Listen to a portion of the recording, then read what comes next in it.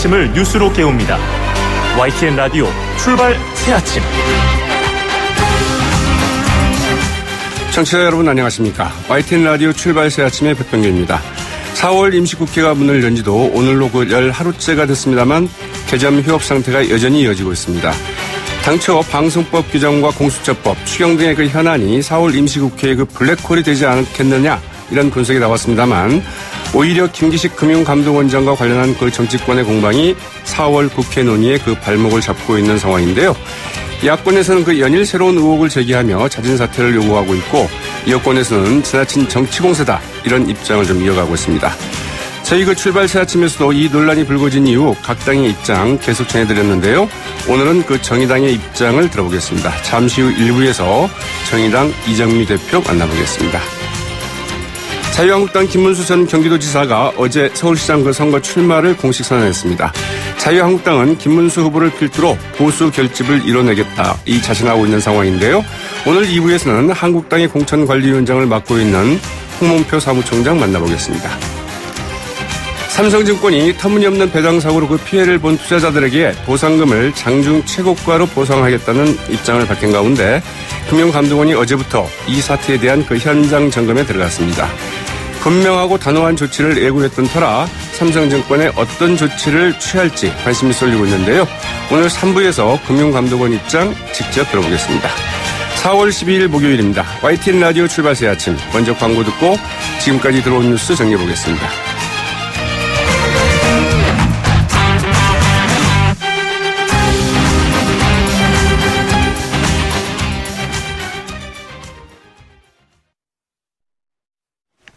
지금까지 들어온 뉴스 파이낸셜 뉴스 김성환 기자와 함께 짚어드립니다. 안녕하십니까? 네, 안녕하십니까? 안타까운 소식인데요. 그 전남 신안군 해상에서 6명이 탄 어선과 화물선이 충돌하는 사고가 발생을 해서 1명이 사망을 하고 지금 그 5명이 그 실종돼 있는 상황이라고 하죠? 네, 오늘 자정이 조금 넘는 시간에 발생했는데요. 전남 신안 해상에서 어선과 냉동 운반선이 충돌하는 사고가 발생했습니다. 1명이 숨지고 5명이 실종이 됐는데 목포 해경은 구조대와 항공기 등을 현장에 급파했었다고 합니다. 보통 실종이 되면은 생존을 기대하기는 좀 어려운 상황이라 안타깝고요. 이낙연 국무총리는 일단 긴급 지시문을 냈습니다. 모든 장비와 인력을 동원해서 인명구조와 실종자 수색에 최선을 다하라. 또 탑승자 가족 지원에도 만전을 기하라고 지시를 했다고 합니다. 네.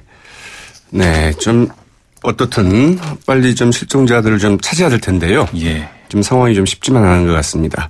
교육부에서는 중학교 3학년 학생들이 그 7일 대입제도 개편을 이제 공개를 했는데 이게 확정된 안이 아니고 국민들의 뜻을 물어서 최종안을 확정하겠다. 이제 이런 방식으로 개편안을 좀 뭐라 할까요? 좀 열린 개편안을 냈다. 이제 이렇게 얘기를 하고 있습니다. 예, 어떻게 보면 열린 개편안이고 어떻게 보면 또 책임이 없다. 이런 얘기가 또 나오고 있는데요. 책임을 피한 개편안이라는 얘기인가요? 예. 네. 2020년에 이 대입 수시와 정시를 통합하는 방안이 제안이 됐습니다.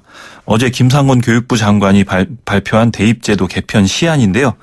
일단 뭐 내용은 수시와 정시 통합, 또 수능 절대평가 도입, 학생부 종합 전형과 수능 전형 적정 선발 비율 등이 주된 내용이라고 하는데요. 이대로 된다면 현재 중학교 3학년 학생부터 적용이 되고요. 수시와 정시를 통합하면 수학능력 시험을 11월 초로 앞당기게 됩니다. 네. 이렇게 해서 이 성적을 기반으로 수시와 정시 구분 없이 대학에 지원할 수 있다. 이런 얘기인데요. 이 수시 모집은 1997년에 김영삼 정부 때 도입했던 것입니다. 네. 25년 만에 변화를 맞을 수 있다. 이런 얘기가 나옵니다. 대입 전형은 아무래도 변경할 때마다 여러 가지 논란이 있을 수밖에 없는데요. 교육부의 방침이 좀 애매하긴 합니다. 이날 구체적 개편안을 딱 확정해서 내놓은 것은 아니고 여러 가지 쟁점을 시나리오별로 모아서 제시를 했는데요. 방향만 정하고서 정해진 입장은 없다는 겁니다. 네. 이 개편 시안은 앞으로 8월까지 국가교육회의가 공론화를 거쳐서 윤곽을 드러낼 예정인데요.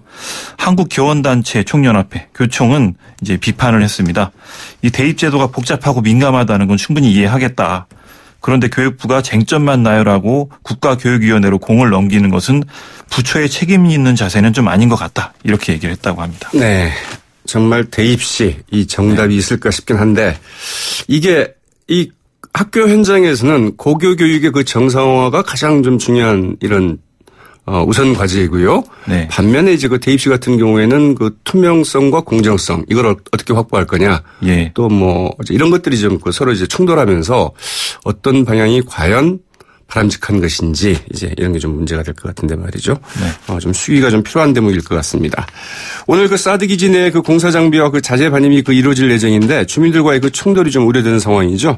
네, 국방부가 이번 주부터 주한미군 성주기지의 사드, 즉 고고도 미사일 방어체계 기지 시설 공사를 위해서 건설 자재와 장비를 반입한다 이렇게 밝혔습니다. 주민들은 온몸으로 공사를 저지하겠다 이렇게 밝혀서 충돌이 좀 우려되는 상황인데요. 주한미군은 작년 4월에 사드 부지에 발사대 총 6기를 반입해서 임시 배치를 했습니다. 하지만 기지 구축 공사는 주민 반대로 진척이 없었고요. 여러 가지 좀 어려움이 있었던 상황입니다. 일부 자재를 헬기로 실어 나르거나 이랬던 얘기가 있었는데요. 부지 환경 영향 평가도 지연이 일단 됐었고요. 국방부는 오늘 오전에 경찰의 지원을 받아서 사드 기지의 장비 반입을 시도할 걸로 보입니다. 네. 정부 입장에서는 아무래도 사드 공사 지원을 더 이상 놔둘 수가 없는 입장인 것 같은데 일단 한미 동맹에 영향을 미칠 수가 있기 때문입니다. 좀 지켜봐야 될 것 같습니다. 네. 정의용 청와대 국가안보실장이 비공개로 워싱턴에 가서 존 볼튼 백악관 국가안보회의 그 보좌관을 만났죠? 네. 정의용 청와대 국가안보실장 11일 현지 시간 비밀리에 미국 워싱턴 DC를 방문했습니다. 청와대가 직접 밝힌 얘기가 아니라는데요. 일단 공항에 도착했다는 내용이 언론 보도에 다 나왔고요.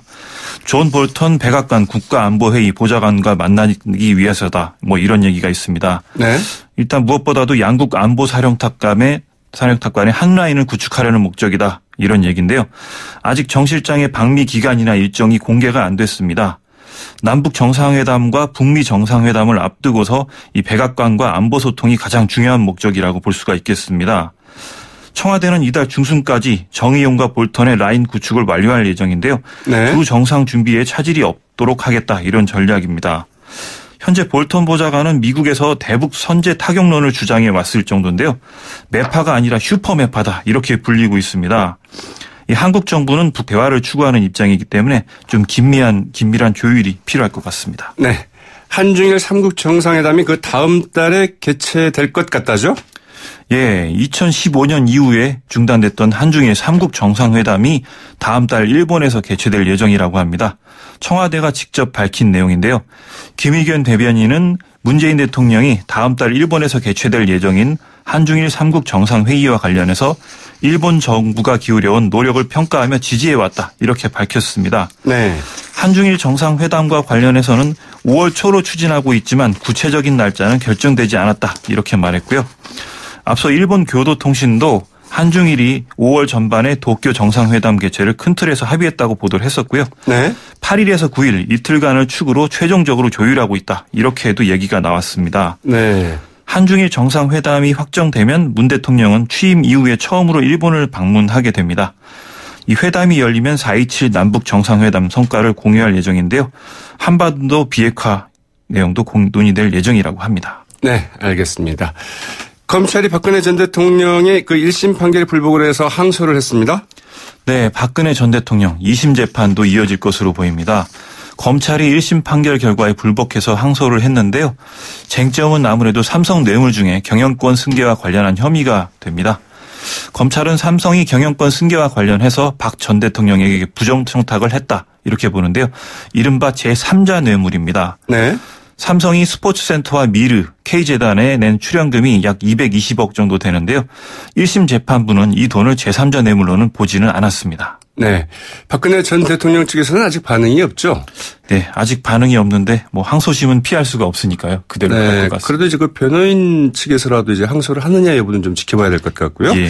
검찰이 어제 그 안희정 전 충남도지사를 이제 불구속으로 이제 기소를 했습니다. 예. 검찰이 안 전 도지사를 불구속 기소했습니다. 혐의는 피감독자 간음죄, 강제추행죄, 업무상 위력 등에 대한 추행죄 등인데요. 안 전 지사는 작년 7월부터 수차례 업무상 지위를 이용해서 추행을 하거나 간음한 혐의를 받고 있습니다. 안 전 지사를 고소한 사람은 2명이었는데요. 수행비서 역할을 했던 첫 번째 피해자의 고소는 받아들여졌고요. 또 두 번째 인물이 폭로한 피해권에 대해서는 증거 불충분으로 불기소 처분을 내렸습니다.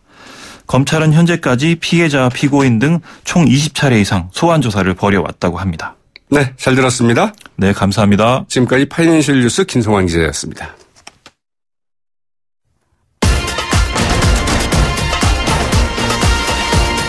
여러분이 지금 듣고 계신 주파수는 FM 94.5MHz입니다.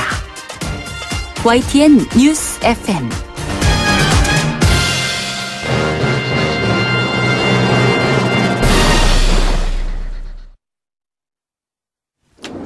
김기식 금융감독원장 논란으로 안 그래도 어려웠던 4월 임시국회가 그야말로 꽁꽁 얼어붙고 있는데요. 현재 상황 어떻게 보고 있는지 정의당의 이정미 대표 전화로 연결해 이야기 나눠보겠습니다. 안녕하십니까? 네, 안녕하세요. 이정미입니다. 네. 김기식 금융감독원장 이야기부터 시작을 좀 해야 될 것 같습니다. 이 야권에서는 그 사퇴하라, 이 검찰 고발까지 좀 한 상황이고요. 연일 의혹이 이제 새로 그 제기되는 이런 상황인데, 그러나 그 청와대와 그 여당 입장도 상당히 좀 완강한 것 같습니다. 지나친 좀 정치 공세다. 사퇴할 만한 그 사안이 아니다. 이렇게 이제 판단을 하고 있는 것 같은데요. 이정미 대표께서는 그 김기식 원장 문제 어떤 입장인지요? 먼저 그 사태에 대한 얘기를 하기 전에 한 가지 꼭 드리고 싶은 말씀이 있습니다. 네. 지금 언론 일각이나 보수 야당 쪽에서 이 사태의 본질과는 비껴난 이 비서 문제를 계속 얘기를 하고 있습니다. 여비서, 인턴 이런 얘기를 하고 있는데요. 지금 네. 국회 내에 많은 여성 직원들이 지금 부글부글 끓고 있습니다. 그 네. 여성이나 인턴은 정책적인 업무를 할 수 없다는 것이냐. 이것이 굉장히 성차별적이고 여성 모욕적인 이런 프레임들로 가져가는 것에 대해서 제가 우려를 심각하게 좀 표명을 먼저 하고 싶고요. 네. 이 문제의 본질은 국회의원이 피감기관의 돈으로 출장을 갔다는 것입니다. 그리고 자기뿐만 아니라 함께 수행했던 정책비서의 비용까지를 다 피감기관에게서 받았다라고 하는 것입니다. 이것이 당시 19대 국회에서는 관행이었다. 그리고 법적인 대제를 받을 어떤 그 당시 장치는 없었다라 하더라도 네. 받지 말아야 될 돈을 받았다라고 하는 것이 이제 핵심인 것이거든요. 네. 제가 좀 더 안타깝게 생각하는 것은 현재 지금 삼성증권 문제 등 금융계의 신뢰가 무너지면서 지금 시장 질서를 바로잡아야 된다라는 요구가 굉장히 높아지고 있습니다. 근데 네. 이 금융계의 무너진 신뢰를 회복시켜야 할 이 수장의 신뢰가 무너졌다는 것. 이것 때문에 금융계의 개혁의 칼날을 제대로 들이댈 수 있겠느냐. 이것이 이제 굉장히 중요한 핵심적인 문제라고 봅니다. 네. 청와대와 여당 측 입장은 그러나 정반대인 것 같아요. 이제 말씀하신 것처럼 물론 이제 그게 적절하지 않은 것은 사실이다. 그럴 수 있다. 하지만 이 김기식 원장이야말로 이 금융개혁, 재벌개혁의 그 적임자다. 이제 이런 입장 아니겠습니까? 아까 말씀드렸다시피 개혁의 칼날을 들이댈 때마다 네. 너는 그런 자격이 있냐 이런 것으로 끝없이 시달리게 될 겁니다. 저는 정부가 지금 이 개혁을 밀어붙여야 될 입장에서도 현재로서는 김기식 원장을 방어하기 위해서 그런 얘기를 하실 수 있지만 네. 궁극적으로는 정부에게도 별로 좋은 그 선택이 아니게 될 거다라고 하는 우려가 굉장히 크고요. 네. 한편에서 어제도 이제 집권 여당이 자유한국당 너네도 19대 때 다 똑같이 그렇게 하지 않았냐. 그렇죠. 이런 식으로 방어 논리를 폈는데 정말 저는 이렇게 생각합니다. 자유한국당은 이미 지난 박근혜 정권 때 부정비리로 얼룩진 정당이고 어저께 또 국회의원 한 명이 구속되지 않았습니까? 네. 이런 정당과 개혁을 추진해야 할 집권 세력이 우리는 다 너도 그런 상황에서 그런 피감기관에 돈을 받아서 출장을 갔다 왔고 그런데 왜 우리한테 문제 제기를 하냐 이런 식으로 얘기할 부분은 아니라고 봅니다. 지금 이 사안은 국민들이 이것을 어떻게 보고 있느냐 그리고 네. 개혁정부가 개혁을 확실하게 추진할 수 있는 동력을 어디에서 가져올 것이냐 이 문제로 봐야 될 것이다. 네, 이제 이 문제는 그래서 그 여야 간에 또 청와대와 또 그 야당 간에 거의 뭐 다람쥐 그 쳇바퀴 돌듯한 이제 그 논란이 계속 그 공방이 오고 가고 있는 것 같아요. 네. 한쪽에서는 뭐 그렇게까지 심한 건 아니지 않느냐. 야당에서 너무 문제 제기를 해서 그런 것 아니냐. 무슨 소리냐. 정말 이 정부와 여당이야말로 이런 부분에서는 더 엄격한 기준이 필요한 것 아니겠느냐. 이제 이런 이야기인데요. 이 김기식 원장 논란에서 이제 여러 가지 좀 새로운 문제가 좀 제기가 되고 있지 않습니까? 뭐 고액 강연 논란이랄까. 또 이제 출전 중에 뭐 관광 논란이랄까. 아니면은 이 보좌진의 이제 학력 등에 대한 이야기, 이게 좀 잘못됐다, 이런 이야기들이 나오고 있는데, 새로 제기되고 있는 의혹과 논란에 대해서는 어떻게 생각하십니까? 그 각각의 논란들에 대해서는 시시비비가 조금 더 가려져야 할 부분들이 있다고 봅니다. 네. 그러니까 인턴에서 7급, 9급으로 승진했던 과정, 이런 것들에 대해서는 일정하게 국회 안에서 어떤 절차와 과정을 거쳐서 그 임명된 것에서까지 다 싸잡아서 아까 얘기했듯이 부적절한 관계 프레임으로 밀어넣으려고 하는 것에 대해서는 저는 우려를 표명을 하고요. 이 문제의 핵심과 본질은 여전히 피감기관에게 받아서는 안 되는 돈을 받았다. 이것에 초점을 맞춰야 된다고 봅니다. 네. 그런데 이제 바른미래당의 유승민 대표 이 국정조사를 하겠다 이런 입장이고요. 이걸 관철시키겠다 이런 입장인데 가능할까요?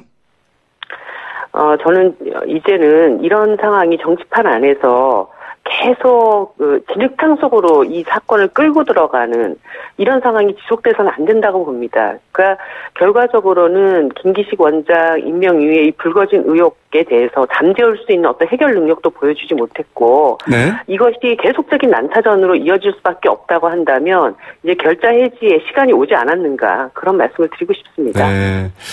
그런데 이제 앞선 이야기의 그 되풀이가 될 수도 있겠습니다만 이 민주당의 우원식 원내대표 하다 이런 야당은 처음 본다. 이런 반응을 내놨어요. 결과적으로는 원인 제공이 어디에서 시작되었는가 그 부분에서 문제를 풀어야 된다고 봅니다. 네. 그렇다고 한다면 정말 이 4월 임시국회 개점 휴업 상태인데요. 어떻게 해야 될까요? 제가 이 4월 국회 이 국면에서도 자유한국당에게 꼭 드리고 싶은 말씀이 있는데요. 네. 정말 이 잘못된 버릇을 좀 고치셨으면 합니다.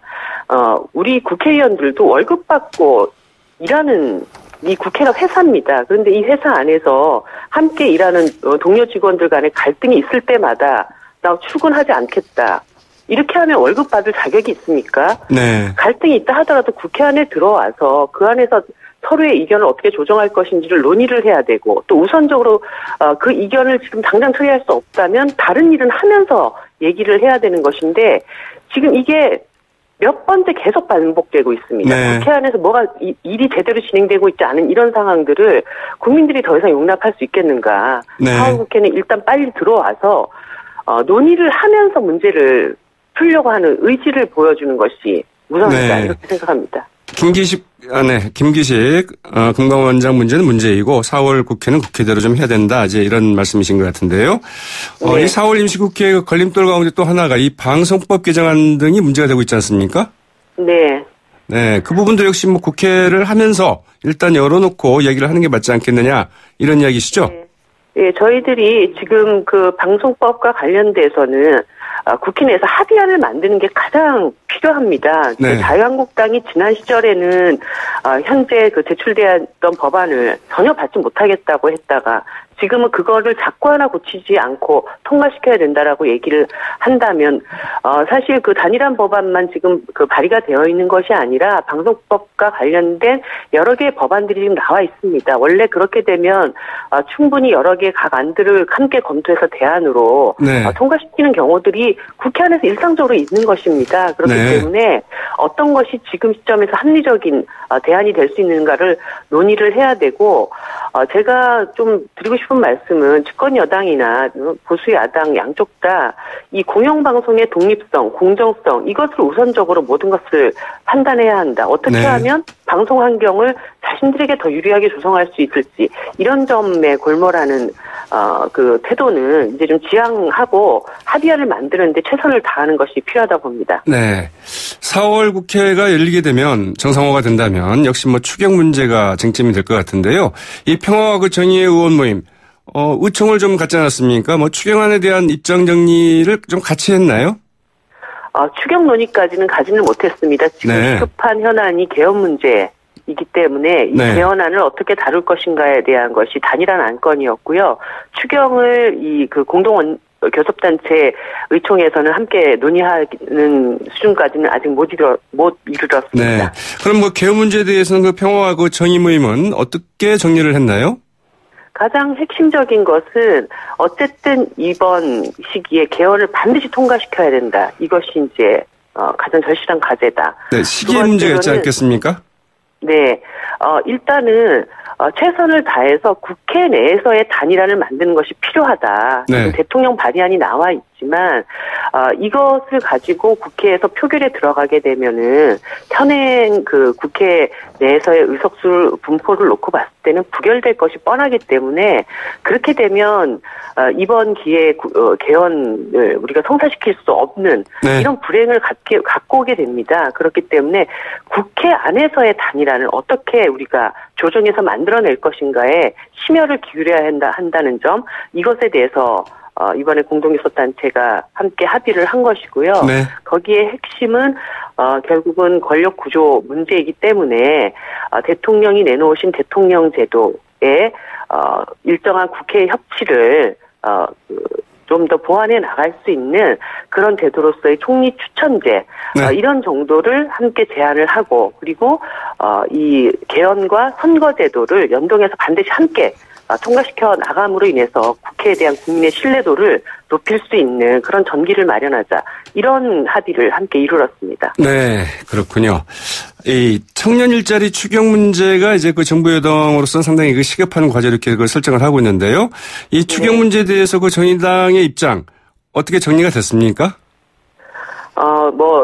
좀 더 추경안에 대한 세부적인 검토는 필요하겠지만 저희들이 굉장히 우려했던 것은 이 청년 일자리 문제가 지속적으로 우리 사회의 가장 근본적인 문제가 되어 왔는데, 그렇죠. 이것이 지난 예산 때 다뤄지지 않고 3개월 만에 다시 추경으로 편성되었다는 점에 대해서 이 방법이 좀 적절치 못했다라고 하는 지적들을 했고요. 네. 이제 또 하나는 근본적인 청년 일자리 대책이 좀 더 정부 내에서 검토가 돼야 된다. 물론 시급한 청년 일자리 문제에 지원을 안 하는 것보다는 낫겠지만, 네. 이렇게 그 단기적인 처방들로만 계속 진행되는 것에 대한 우려를 제기를 했습니다. 그리고 지금 정부가 이제 일자리 대책으로 청년 일자리 대책으로 추경을 내놓고 있기는 하지만, 네. 예를 들어서 현대중공업이라든지 그다음에 대우사태라든지 있는 일자리도 이렇게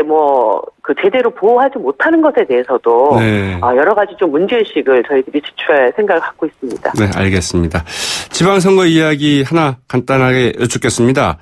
노회찬 원내대표가 이런 말을 했어요. 이 정의당과 민주당의 그 선거연대 가능성은 열려 있지만 평화당과는 선거연대 없다. 어떤 의미인가요?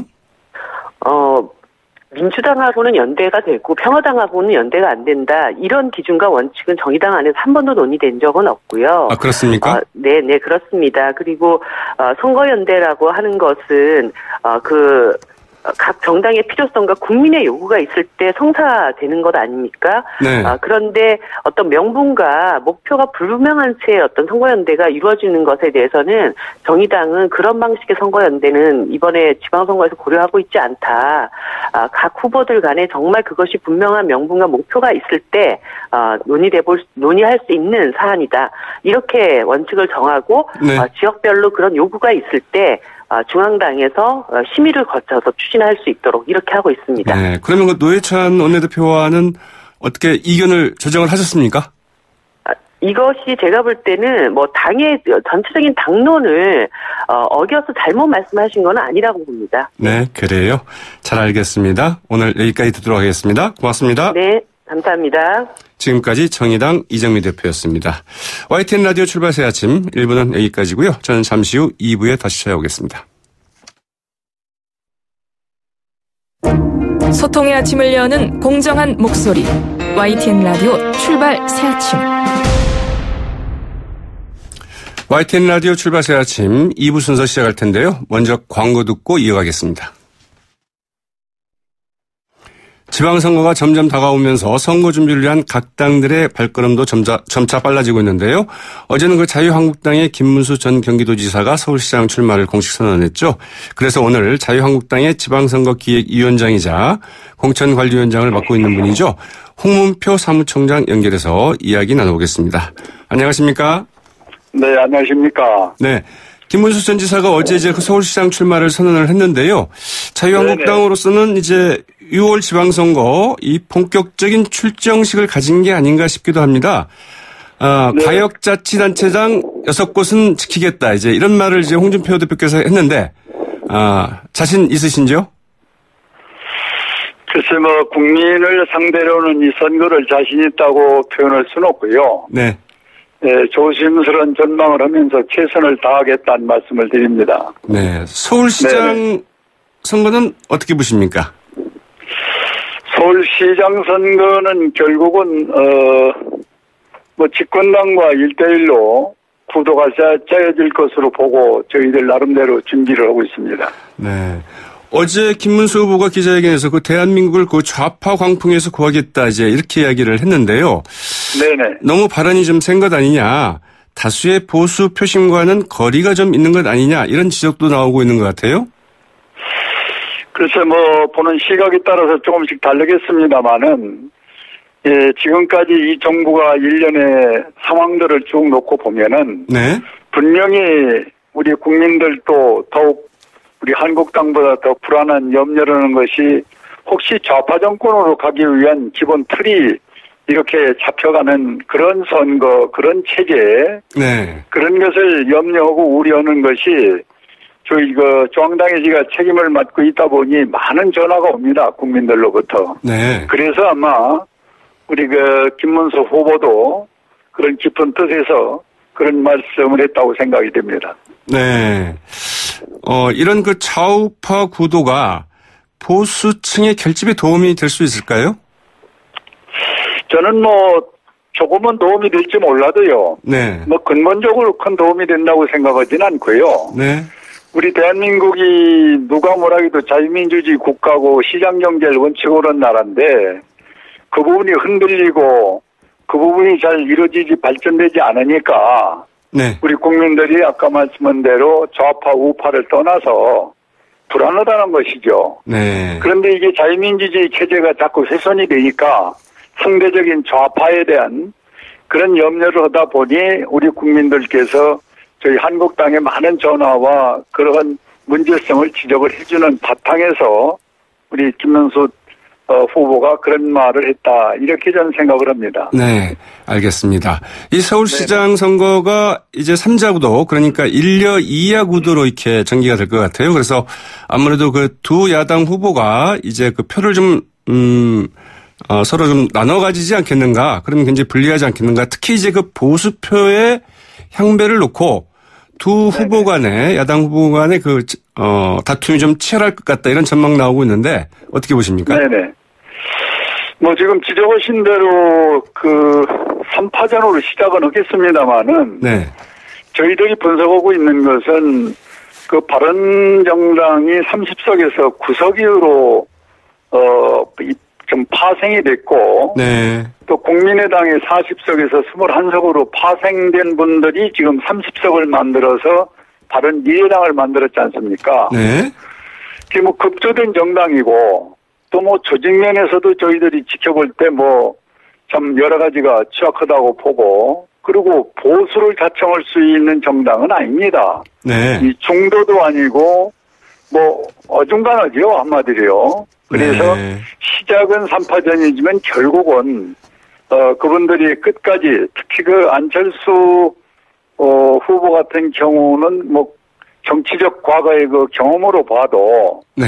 끝까지 완주할 수 있을까? 또 이런 제가 말씀드린 그런 배경에서 그래서 저희들은 중반전이 가면은 결국 민주당과의 양파전으로 네. 이 선거는 진행이 되고 끝날 것이다. 이렇게 얘기를 합니다. 네. 저희가 안철수 후보와 이제 인터뷰를 했는데요. 안철수 네네. 후보께서는 이런 말을 하더라고요. 그런 희망은 생각은 자유다. 그러나 그런 일은 결코 없을 것이다. 이렇게 이제 맞받아치면서 오히려 보수표는 본인에게 올 수 있다. 그리고 실제 지난 대선 때 서울에서 자유한국당 후보는 3등하지 않았느냐. 이렇게 이야기를 네. 했습니다. 그런데 그것은 이제 오래전에 지나간 어떤 하나의 게임을 지금 연상을 해서 말씀을 하시는 거고, 지금 현실의 문제는 아까 제가 말씀드린 대로, 이 서울에 솔직히 그분들이 갖고 있는 조직이 공개된 게 지금 몇 개 지구당입니까? 거의 네. 없습니다. 그리고 또 그 정당이 엊그저께 급조된 정당이고, 정강 정책도 지금 국민한테 제대로 못 내놓고 있잖아요. 네. 이제 이런 상황에서 우리가 소위 보수의 대표다.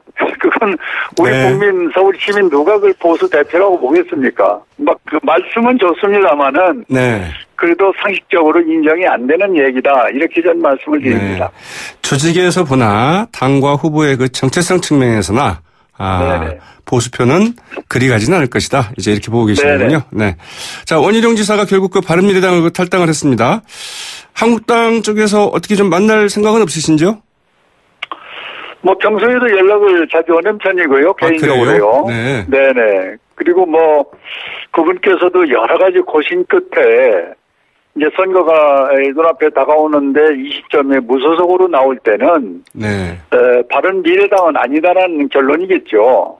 네. 그렇다면은 그분께서 갖고 있는 정치력을 발휘하려면은 여당으로는 도저히 갈 수 없는 분이고 또 무소속이라는 건 그쪽에 제주도에서 어려운 상황이고 네. 그러면 이 한국당과의 과거나 뭐 미래를 위해서 좀 인간적인 관계를 좀 연결해서 앞으로 좋은 관계를 좀 가졌으면 좋겠다는 생각을 갖고 있습니다. 당장 자유한국당에서는 그 제주도지사 후보 어떻게 뭐 내릴 계획이시죠?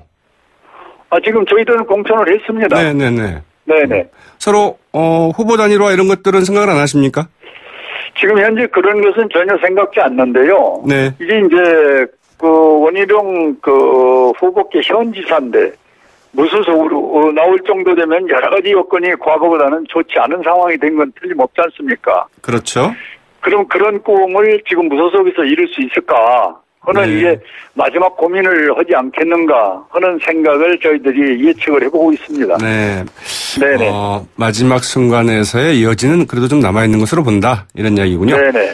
좀 다른 이야기인데요. 그 김기식 금융감독원장 논란이 계속되고 있습니다. 네네. 홍문표 사무총장께서는 이번 논란의 핵심 어떻게 보고 계시는지요? 이것은 참 저는 그 부도덕의 극치고요. 또 국회의원이 이렇게 참 상식이 없는 인턴이라고 그러면은 그분들 나름대로 또 자격이 있습니다만은 우리 국회에선 인턴이면 이제 초보거든요. 네. 이런 사람을 그 중요한 해외 출장에 같이 데리고 갔다. 우리 헌정사에 이런 경우가 없습니다. 처음입니다. 그래서 이것을 뭘로 변명을 하고 자꾸 청와대에서 감싸게 하고 민주당에서 또 이걸 두어놓는데 이거는 이렇게 되면은 참 한마디로 이 작은 손으로 하늘을 가리는 아주 파렴치한 행위죠. 네. 이건 있을 수 없는 일을 지금 저질렀다. 이렇게 저는 생각을 합니다. 네. 근데 청와대나 여당에서는 뭐 상당히 완강한 입장이에요. 왜냐하면 물론 국민 눈높이에서 봤을 때 적절하지 않았던 것은 사실이다. 그러나 그 19대 국회까지는 관행적인 일이기도 했었고 자유한국당에서도 그런 사례가 좀 많지 않느냐 이런 이야기고요. 공무 목적이었다. 또 그 해당 기관에 그 특혜를 주지도 않았다. 이렇게 얘기를 하고 있거든요. 뭐 이것저것 전부 뭐 5, 6년, 7, 8년 거 뒤져서 물타기를 하려고 애를 쓰는데 이건 그렇게 하지 말고 본인이 뭐 도덕이라든지 그리고 윤리 부분에 대해서 어긋나면 그 나머지 일은 못 하는 겁니다. 네. 사람이 불신을 당하는데 무슨 정책을 우리 국민이 믿겠어요. 그래서 본인이 사퇴를 하고 그것이 안 된다면은 대통령께서 임명권자가 지금이라도 단언을 해서 국민의 이와 같은 속마음이 아픈 거를 정리를 해줘야죠. 이거 네. 변명해서 해결되면 그건 아니라고 생각이 됩니다. 네. 이 자유한국당도 집권당으로서 이제 이런 공세들을 많이 좀 당하셨잖아요. 사실은 그 이제 야당들로부터. 네네. 그때 그래도 이런 인물들이 이런 것까지 이제 흠을 잡는다고 한다면 어떻게 일을 하겠느냐. 이런 이제 반론도 많이 하셨던 것 같은데요. 그런데 이제 말씀 주신 대로 과거에 잘못된 거를 내가 하면서 과거에도 이랬지 않느냐. 도대체 이게 국가 발전입니까? 사회 발전입니까? 네. 이거는요. 우리가 할 말이 있고 못 할 말이 있지. 용서를 빌고 잘못했다고 그러고 다시는 이렇게 않겠다고 그래야지. 과거에 니도 있으니까 나도 한다? 네. 이게 지금 국가를 책임진 지도자들이 할 수 있는 얘기입니까? 네. 자, 이 국정조사 얘기까지 나오고 있던데요. 어떻게 좀 가능할까요? 저희들은 하루빨리 이 결단을 안 내려주면은 네. 이거는 뭐 제가 아까도 말씀드렸습니다만 이 당의 뭐 책임을 맡다 보니까 이 국민들의 소리를 가장 많이 듣는 입장입니다. 뭐 항의 전화도 오고 왜 이렇게 안 넣냐고 오고 네. 이런 걸 종합해 볼 때는 국정조사를 안 할 수 없을 것 같습니다. 네. 언제까지 이 문제를 좀 매듭을 좀 지어야 될까요? 계속 국회가 이렇게 갈 수는 없지 않습니까? 간략히 좀 답변을 좀 부탁드리겠습니다. 저는 이 문제는 네. 빠를수록 좋다고 봅니다. 네. 네, 시간 끌어서 변명하면은 자꾸 더 부풀려져 가지고 의혹은 더 커지고 본인의 개인 인격과 이 집권당에 상당한 데미지로 가겠죠. 알겠습니다. 여기까지 네네. 듣도록 하겠습니다. 오늘 말씀 고맙습니다. 네네. 자유한국당의 홍문표 사무총장이었습니다. YTN 라디오 출발새 아침 2부 순서는 여기까지입니다. 저는 뉴스 듣고 잠시 후 8시 10분경 3부에 다시 찾아오겠습니다.